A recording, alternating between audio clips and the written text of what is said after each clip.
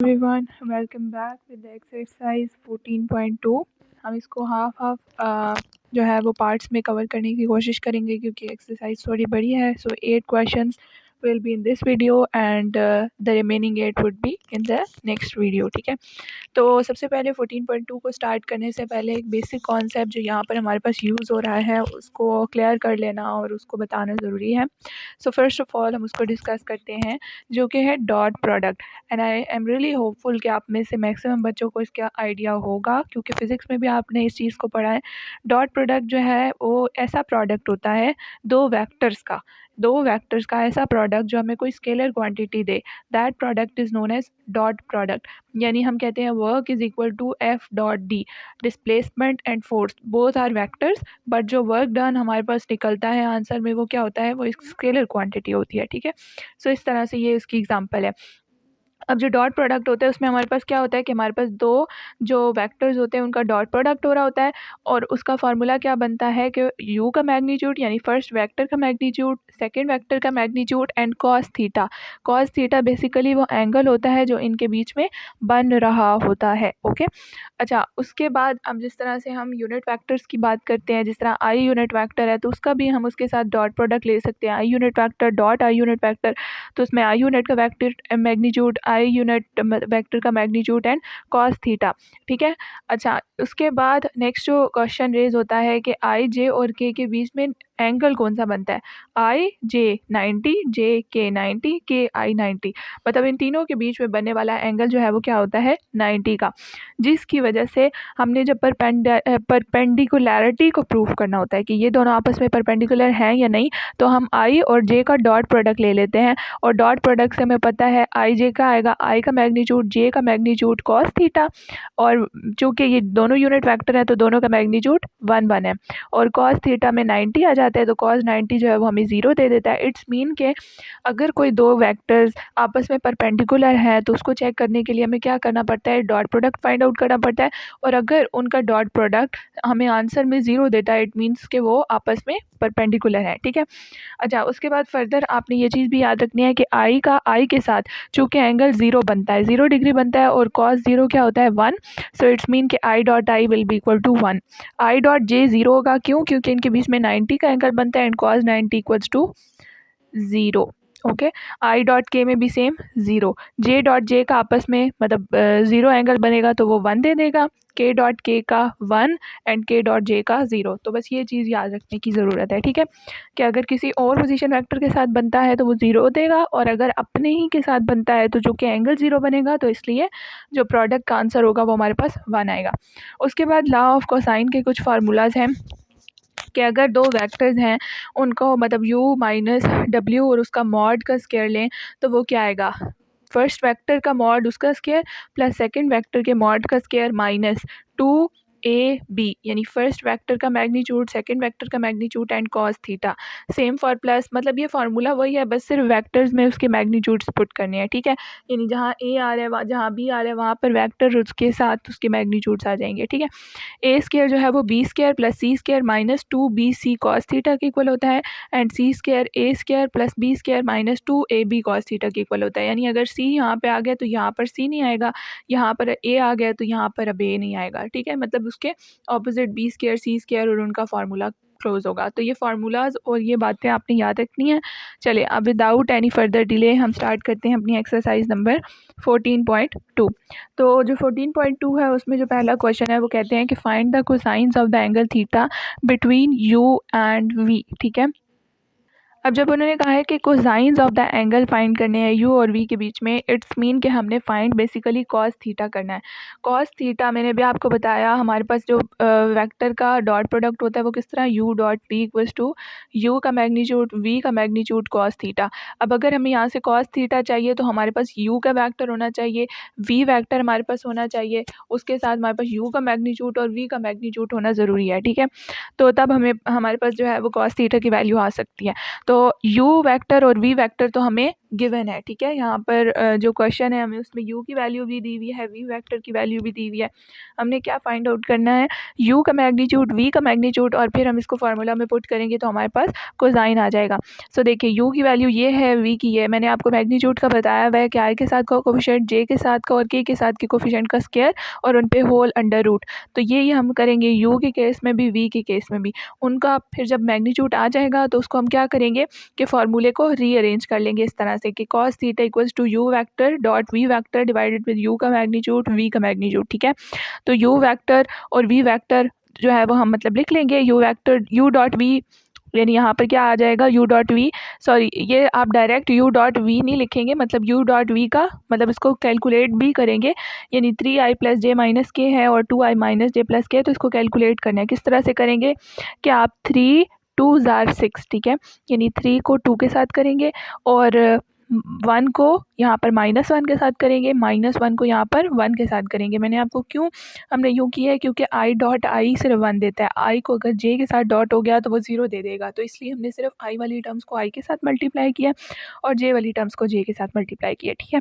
तो उससे हमारे पास 4 आ गया, वो 4 हम ऊपर लिख देंगे, नीचे u का मैग्नीट्यूड, v का मैग्नीट्यूड, उसको जितना आप सॉल्व कर सकते हो उसको करें एंड देन आपके पास cos थीटा की वैल्यू आ जाएगी, ठीक है। Same for second part. अच्छा, जो सेकंड पार्ट है उसमें सिर्फ थोड़ा-सा डिफरेंस ये आता है कि यहाँ पर उन्होंने इसको इस तरह से लिख दिया है, तो इसका मतलब भी हमें पता है -3i + 5j। इसी तरह यहाँ पर बात करें तो ये 6i - 2j, ठीक है। तो इसको इस फॉर्म में लिखना, मतलब ये वही पॉइंट फॉर्म है, बस i और j के साथ उन्होंने नहीं लिखा हो, तो आपने बस इसको i और j के साथ लिखना है। बाकी सब सेम है कि आपने इन दोनों का आपस में डॉट प्रोडक्ट ले लेना है, यानी 6 2 ज़ार 12, 6 3 ज़ार 18, -18 आ जाएगा एंड 5 2 ज़ार 10, तो -10, ठीक है। तो -18 - 10 इक्वल्स टू -28, और इन दोनों का आपस में मैग्नीट्यूड ले लेंगे। तो जब मैग्नीट्यूड ले लेंगे फिर जो हमारे पास डॉट प्रोडक्ट है उसके डिवाइडेड बाय मैग्नीट्यूड, और वो आपके पास cos थीटा की वैल्यू आ जाएगी। तो यूँ हमारा क्वेश्चन नंबर 1 कंप्लीट हुआ। अच्छा, नेक्स्ट जो क्वेश्चन नंबर 2 है हमारे पास वो क्या है, if a plus B plus C equals to 0, A का मैग्नीट्यूड 3 है, बी का मैग्नीट्यूड 5 है, सी का मैग्नीट्यूड 7 है, तो एंगल फाइंड करना है ए और बी के बीच में, ठीक है। ए और बी के बीच में एंगल फाइंड करने का मतलब है कि 2ab हमारे पास आना चाहिए। जब हम फार्मूला ओपन करेंगे तो उसमें 2ab cos थीटा आना चाहिए ताकि उसका हम cos थीटा निकाल सके, ठीक है। उसके लिए हम क्या करेंगे, उसके लिए यहाँ पर देखिए ये प्रूफ लिखा हुआ है that a plus B plus C equals to 0 हमें दिया हुआ है, ठीक है। इट्स मीन कि a प्लस बी जो है वो किसके इक्वल होगा, -c के, ऐसा ही है। तो -c यहाँ पर क्या हो जाएगा, -7, ठीक है, जो उसका मैग्नीट्यूड दिया हुआ है हमें c का -7, ठीक है। अब यहाँ पर a plus B whole magnitude आ जाएगा, उसका जब आप स्क्वायर लेंगे तो क्या आएगा, a square plus B square plus 2ab cos theta, और यहाँ पर जब आप 7 का स्क्वायर लेंगे तो क्या आ जाएगा 49। तो इट्स मीन कि इस सारी चीज़ को हम यहाँ पर यूज़ कर सकते हैं। सेम वही चीज़ सारी हम यहाँ पर पुट कर लेंगे, 2ab की जगह उसकी अपनी रिस्पेक्टिव वैल्यूज़ पुट कर देंगे, आपके पास 30 cos थीटा आ जाएगा। यहाँ पर 9 + 25 और उसको जब हम माइनस करेंगे 49 से तो आपके पास क्या बन जाएगी वैल्यू, और उसको जब डिवाइड करेंगे 30 से तो वो 1/2 दे देगा, equals to cos theta as it is वहाँ पर रहेगा। फिर हमें चूँकि एंगल फाइंड आउट करना है बिटवीन ए एंड बी, तो उसके लिए हम cos इनवर्स को इस साइड पे लेके आएंगे, cos इनवर्स 1/2, और 1/2 cos हमें कहाँ पे देता है, वो हमें 60 पे देता है, तो थीटा हमारे पास क्या बन गया 60। इट्स मीन कि जो बनने वाला एंगल है बिटवीन ए एंड बी वो क्या है 60, ठीक है। उसके बाद नेक्स्ट क्वेश्चन, क्वेश्चन नंबर 3, उसमें हमें क्या कहता है कि if a equals to a का मैग्नीट्यूड दिया हुआ है, b का मैग्नीट्यूड दिया हुआ है और a प्लस b का होल मैग्नीट्यूड दिया हुआ है, और कहा हुआ है कि find the angle between a and b। अब यहाँ पर कौन सा फार्मूला यूज़ करेंगे, यहाँ पर भी सेम वही कि हम a प्लस बी का मैग्नीट्यूड होल स्क्वायर, यहाँ पर पहले हमने c इसलिए लिख दिया था क्योंकि हमें पहले यहाँ पर इस क्वेश्चन में c की वैल्यू गिवन थी। अब यहाँ पर उन्होंने c की वैल्यू की बजाय a plus B whole magnitude की गिवन कर दी है, तो बात तो वही है कि a plus B whole magnitude का square equals to c square होता है, तो इन दोनों में से कोई भी आप यूज़ कर सकते हैं। तो यहाँ पर हम लेफ्ट हैंड साइड पर इस साइड को रख लेंगे, बाकी फार्मूला एज इट इज़ होगा, उसकी वैल्यूज़ अंदर जाएंगी। cos थीटा को एक साइड पे आप सेपरेट कर लेंगे, cos इनवर्स ऑफ 0 0 पे देता है, तो थीटा जो बनने वाला है ए और बी के दरमियान एंगल होगा वो क्या होगा 0 डिग्री, ठीक है। तो ये क्वेश्चन नंबर 3 भी क्लियर हो गया। नेक्स्ट क्वेश्चन में हमारे पास जो क्वेश्चन नंबर 5 है जो क्वेश्चन नंबर 4 है उसमें कहते हैं calculate the projection of A along B and projection of B along A when. अब प्रोजेक्शन का क्या मतलब है और ये किस तरह से कैलकुलेट होगी, इसमें भी डॉट प्रोडक्ट यूज़ होगा। आपको पता है डॉट प्रोडक्ट होता है A dot B which is equals to A B cos theta.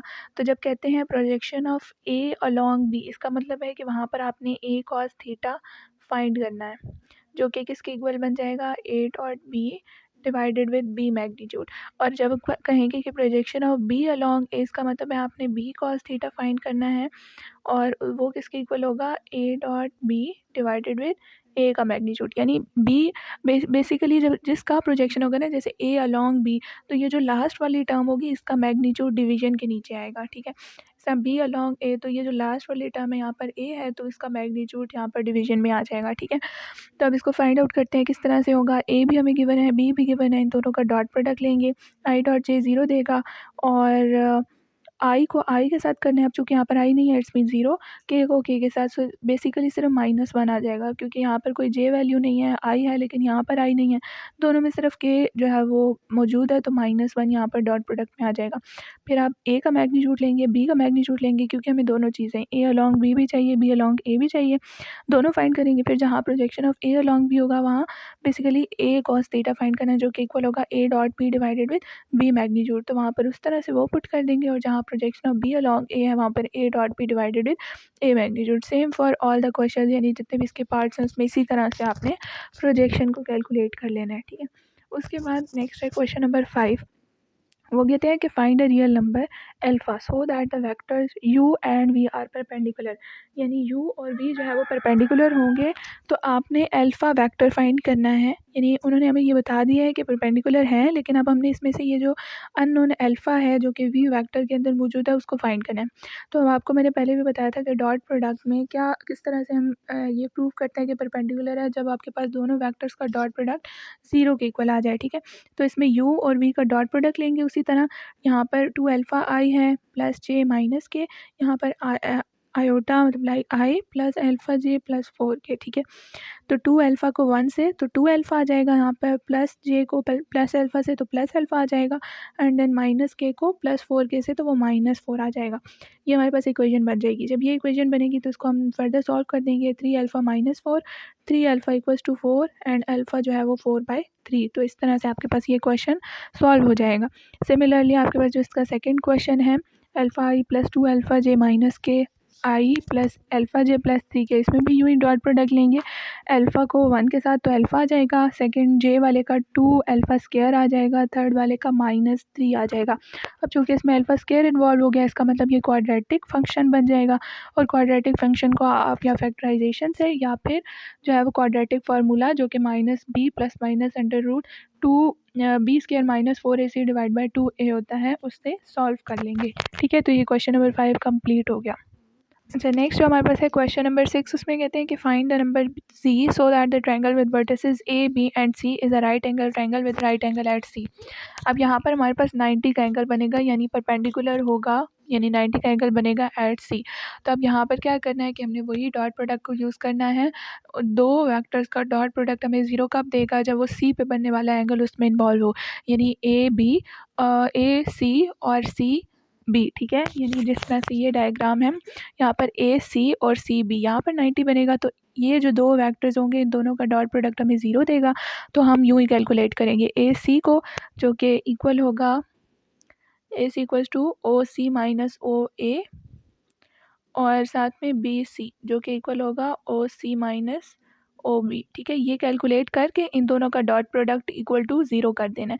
फिर इन दोनों के अंदर जो जो वैल्यूज़ होंगी उनको आपस में मल्टीप्लाई करना है। जैसे यहाँ पर -2 इंटू -1 तो +2 हो जाएगा, +1 माइनस जी को +3 के साथ मल्टीप्लाई करेंगे, और सॉरी ये के है तो जे नहीं है, तो जे तो 0 हो जाएगा, और जी इंटू 1 माइनस जी, इसको आपस में सॉल्व करेंगे। फिर इसको अगर आप फैक्टराइजेशन से करना चाहते हैं, फैक्टराइजेशन से कर लें, क्वाड्रेटिक फार्मूला अप्लाई कर लें, फिर आपके पास यहाँ पर जी की वैल्यू आ जाएगी। बेसिकली यहाँ पर हमने यही चीज़ यूज़ करनी है कि आपके पास ये राइट एंगल ट्रायंगल है, तो इसकी दो साइड्स का डॉट प्रोडक्ट जो है वो किसके इक्वल होगा, 0 के, ठीक है। परपेंडिकुलरिटी वाला यही जो है वो हमारे पास कंडीशन होती है परपेंडिकुलरिटी की, कि जब हम दो चीज़ों का डॉट प्रोडक्ट लें तो वो हमें 0 दे दे, क्योंकि कॉस 90 पे 0 देता है। इसका मतलब ये इसी चीज़ का प्रूव होता है कि ये परपेंडिकुलर है, ठीक है। नेक्स्ट क्वेश्चन नंबर 7 की तरफ मूव ऑन करते हैं। अच्छा, ये है हमारे पास क्वेश्चन नंबर 7। उसमें कहते हैं if A and B are unit vectors and 2 theta is the angle between them, then show that sin theta equals to 1/2 and A minus B mod। ठीक है, अब A यूनिट वेक्टर हमारे पास 1 के equal है, B unit vector 1 के equal है, angle हमारे पास 2 theta है। तो सबसे पहले तो हम A माइनस बी मॉड का स्क्वायर खोलेंगे। उसमें क्या होगा, a square mod a mod का स्क्वायर प्लस बी मॉड का square minus 2 a mod b mod cos theta. जो कॉस थीटा है उसकी जगह आप कॉस 2 थीटा लिख देंगे क्योंकि एंगल कॉस 2 थीटा है, और जहाँ जहाँ ए और बी यूनिट वेक्टर है वहाँ उनका 1 पुट कर देंगे। ठीक है, ये आपके पास 2 माइनस 2 कॉस 2 थीटा था तो 2 हमने कॉमन ले लिया, 1 माइनस कॉस 2 थीटा आ गया। अब जो कॉस 2 थीटा है वो इक्वल होता है 1 माइनस 2 साइन स्क्वायर थीटा के। तो यहाँ पर आपने उस कॉस 2 थीटा की जगह 1 minus 2 sine square theta put करना है। इसको फर्दर सॉल्व करेंगे तो आपके पास 4 साइन स्क्वायर थीटा आ जाएगा। इस साइड पे ए माइनस बी मॉड का स्क्वायर था। अब चूँकि हमें सिर्फ ए माइनस बी चाहिए तो हम दोनों तरफ से अंडर रूट ले लेंगे। अंडर रूट लेने के बाद आपके पास यहाँ पर ए माइनस बी और मॉड आ जाएगा और यहाँ पर 2 साइन थीटा आ जाएगा। 1/2 को इस साइड पे लाएंगे तो आपके पास ये प्रूव बन गया कि 1/2 mod A minus B equals to sine theta. तो बेसिकली यहाँ पर जो फार्मूला यूज़ होगा वो ए माइनस बी मॉड का होल स्क्वायर वाला फार्मूला यूज़ होगा। ठीक है, उसके बाद नेक्स्ट जो है वो हमारे पास है क्वेश्चन नंबर 8। क्वेश्चन नंबर 8 में कहते हैं कि इफ़ ए प्लस बी का mod equals to A minus B का mod then show that A and B are perpendicular. उन्होंने हमें एक कंडीशन दे दी है कि ए प्लस बी का मॉड ए माइनस बी के मॉड के इक्वल है। तो आपने सिर्फ ये प्रूव करना है कि ए और बी जो है वो आपस में परपेंडिकुलर हैं या नहीं है। तो उसमें क्या है, ए प्लस बी का mod equals to A minus B का मॉड। अब सबसे पहले आप दोनों तरफ स्क्वायर ले लेंगे, इनके फार्मूलाज को खोलेंगे, यानी ए प्लस बी मॉड का स्क्वायर ए माइनस बी मॉड का स्क्वायर। अब यहाँ पर आप ले लेंगे डॉट प्रोडक्ट, क्योंकि हम इसको इस तरह से लिख सकते हैं A plus B dot A plus B, इस तरह A minus B dot A minus B. Dot product ले लेंगे ए का ए के साथ, बी का बी के साथ। यहाँ पर सॉल्व करने के बाद यहाँ पर भी सेम। फिर जो इस साइड वाली सारी टर्म्स होंगी उनको आप इस साइड पे ले आएंगे, कैंसिल आउट कर लेंगे, और जो यहाँ पर माइनस 2ab की टर्म बनेगी उसको आप उस साइड पे ले जाएंगे। सो आपके पास बन जाएगी 4 A dot B equals to 0। ये 4 उस साइड पे जाके 0 हो जाएगा। 4 तो कभी भी 0 के इक्वल नहीं हो सकता। ठीक है, तो ए डॉट बी इसका मतलब 0 के इक्वल है, और ए डॉट बी 0 के इक्वल होने का मतलब ये है कि hence A and B are perpendicular to each other. जो यहाँ पर हमने सॉल्व किया उसको इसी तरह से करना है कि A dot A B dot B A dot B और बी डॉट ए। ठीक है, इसी तरह यहाँ पर A dot B B minus मतलब माइनस बी डॉट ए, वो साइन का ख्याल आपने खुद रखना होगा। ठीक है, यहाँ पर ए डॉट ए स्क्वायर बन जाएगा, यहाँ पर जो ए डॉट बी है और जो बी डॉट ए है, ठीक है, ये 2ab के इक्वल हो जाएगा, और जो बी डॉट बी है वो बी स्क्वायर बन जाएगा। यहाँ पे ए स्क्वायर बन जाएगा, यहाँ पर -2, यानी यहाँ पर -2ab आ जाएगा, और यहाँ पर +2ab हमारे पास फॉर्म होगा। तो यहाँ वाला जो ए स्क्वायर और बी स्क्वायर है वो उस साइड चला जाएगा, और जो वहाँ का 2ab है वो यहाँ आके -2ab हो जाएगा, तो वो -4ab हो जाएगा, और प्लस इसको उस साइड पे लेकर जाएंगे तो +4ab हो जाएगा और इक्वल्स टू 0 हो जाएगा। तो 4 तो 0 के इक्वल नहीं हो सकता, तो इसलिए A dot B equals to 0 हो जाएगा। तो इस तरह से आपने इसको सॉल्व करना है। ठीक है, तो क्वेश्चन नंबर 8 तक हमारे पार्ट्स कंप्लीट हो गए हैं, एंड नेक्स्ट वीडियो जो है वो वहाँ क्वेश्चन 8 से रिज्यूम होगी।